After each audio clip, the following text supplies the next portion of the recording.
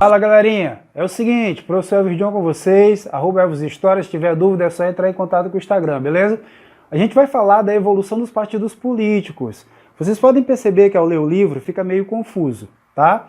Então eu compilei tudo em um mapa mental, exclusivo aí para vocês, nem adianta procurar na internet. Vamos começar pelo primeiro reinado, depois a gente vai para a regência, depois a gente chega na parte da regência de 37 de Araújo Lima, avança para o segundo reinado. Vamos lá. No primeiro reinado, a gente só tem dois partidos, que na verdade não são partidos políticos como a gente conhece, são aglomerados políticos, os portugueses e os brasileiros. É claro que os portugueses vão servir ali de muleta para Dom Pedro, pois os brasileiros não queriam rei absolutista, então ele vai se encostar e vai ter o apoio dos portugueses. Os brasileiros inicialmente tinham dois projetos de independência. Um projeto que pensava em manter ligações ainda econômicas com Portugal e um segundo projeto que defendia o rompimento total. Este projeto foi o que entrou em voga, que de fato acabou se consolidando. Beleza. Ora, quando a gente chega na regência, com a abdicação de Dom Pedro, no 7 de abril de 1831, que dá a explosão aí das abriladas, ok, pessoal? E que consolida o processo de independência, pois, pela primeira vez, a gente vai ser administrado, regido, né, por portugueses, não, por brasileiros. Não tem mais nenhum rei, não tem mais administração portuguesa, mas brasileiros. Por isso, a abdicação de Dom Pedro consolida a independência. Nós vamos ter três partidos, olhem aí na tela: restauradores, liberais moderados e liberais exaltados. Os restauradores eram feitos por portugueses, e o próprio nome já diz, eles querem restaurar, que Dom Pedro volte. Isso não vai acontecer. Primeiro porque não tinha ambiente político por retorno, e segundo porque depois ele morreu. Então não tem como ele voltar com o falecimento.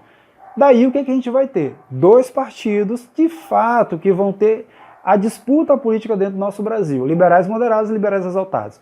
Qual é o hegemônico? Qual é o mais forte? Liberais moderados. Liberais moderados, eles estão à frente da administração da capital Rio de Janeiro e eles estão à frente de cada província. Hoje nós chamamos de estados. Quem eram eles? Grandes fazendeiros, tá? Tinham a centralização, defendiam a centralização política. O que é isso? Controlar a administração pública e jurídica de tudo que acontece no Brasil inteiro. E eles eram a maioria política do Brasil. Ponto.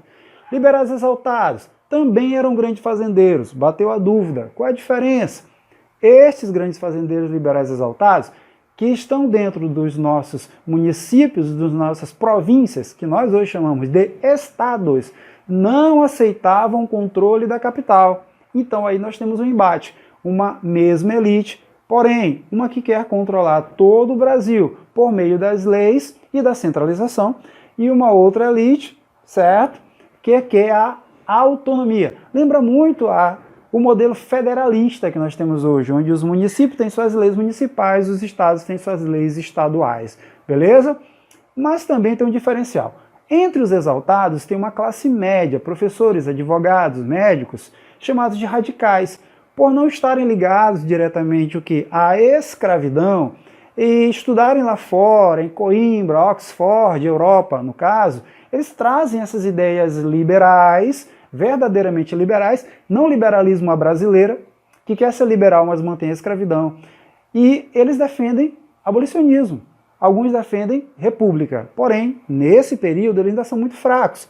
Eles só vão ter força lá no final do segundo reinado, lá por volta de 1873/70-73, quando o Partido Republicano surge. Então, por enquanto, deixa eles quietos. Eles estão dentro dos exaltados, mas eles não vão ter força. Tudo bem? Ok.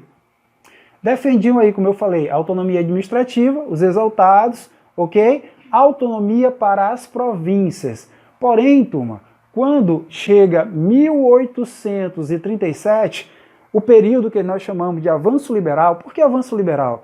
Porque entrou um acordo entre liberais e exaltados, chamado Ato Adicional. Esse acordo era para dar autonomia às províncias, as províncias poderiam criar suas próprias leis municipais, o governador de estado, que na verdade é o presidente de província, como hoje fosse o Flávio Dino, certo? Ele era indicado pelo regente, ok? Lá de cima, lá do Rio de Janeiro, mas ele não poderia intervir nas câmaras municipais. Isso dava muita autonomia às câmaras municipais, entenderam? Legal. Ó, o caso é que outro ponto que dava autonomia para as câmaras municipais e para as províncias foi o Código de Processo Criminal de 1832, que dava a liberdade às províncias para eleger o seu juiz interno, juiz de paz. Esse juiz de paz funcionaria como um prefeito, e ele era escolhido pelos homens bons. Quem são eles? A elite local. Então a elite local do Maranhão escolhia o juiz do Maranhão, logo ficava na panelinha do Maranhão. Entenderam? Sendo assim, os liberais exaltados saíram bem nessa, mas os moderados também, porque no mesmo ato adicional foi estabelecido que a regência deveria ser una, e ela seria eletiva. Como, pessoal, era por eleição, isso dá um caráter republicano à regência. E como os moderados eram mais fortes, claro que eles ganharam. O primeiro regente foi o padre Diogo Antônio Feijó. O segundo regente foi Araújo Lima. Araújo Lima, ele era extremamente conservador, ele não concordava com o ato adicional. E ele colocou a culpa do ato adicional, que deu liberdade a quem? As províncias, as revoltas provinciais que nós vamos estudar. Farroupilha, Cabanagem, Sabanada, certo, pessoal? Balaiada no Maranhão, e tem outras que eu vou apresentar. Ora, isso não era verdade. A autonomia das províncias não levou a essas revoltas, mas com esse argumento ele conseguiu a maioria do apoio dos moderados e até de alguns exaltados, e ele conseguiu decretar uma lei chamada de Lei Interpretativa do Ato Adicional. Resumindo, ele revogou, ele anulou o ato adicional. Esse momento é um momento de regresso. A gente sai de um avanço liberal e regride a uma situação conservadora. Por isso, esses três nomes que vocês conhecem desaparecem. Não temos mais restauradores, nem liberais moderados, nem liberais exaltados. Os restauradores, coitados, com a morte de Dom Pedro, eles vão ter que se aliar aos moderados e vão dar origem aos regressistas, aqueles que não querem mais o ato adicional, aqueles que querem um Brasil altamente centralizado. E aqueles que defendiam o ato adicional, inclusive Feijó, que por ser moderado, mas não era tão conservador, são chamados de progressistas, perfeito? Daí em 37 nós temos progressistas e regressistas. Quando chegamos em 40, com o Dom Pedro II, com 14 anos e meio, quando ele é coroado rei, pelo golpe da maioridade, que a gente vai explicar melhor nas próximas aulas, temos o segundo reinado. No segundo reinado, esses partidos progressista se torna o quê, pessoal? O liberal. E o regressista se torna o conservador. Um versus o outro. Porém, vejam, os dois são da mesma classe. O que diferencia o progressista do regressista? Ok? Vamos lá. O que diferencia o conservador do liberal? Vamos chamar agora de conservador do liberal. Na verdade, só a ideologia. Conservadora, de centralização. Liberal, de autonomia. Mas na prática, turma, aí é que está o problema do Brasil. Quando um liberal chegava ao poder, ele governava como um conservador. E quando um conservador chegava ao poder, na oposição, ele governava como liberal. Daí a frase famosa, nada mais liberal do que um conservador na oposição. Nada mais conservador do que um liberal no poder. Traduzindo, eles são farinhas do mesmo saco.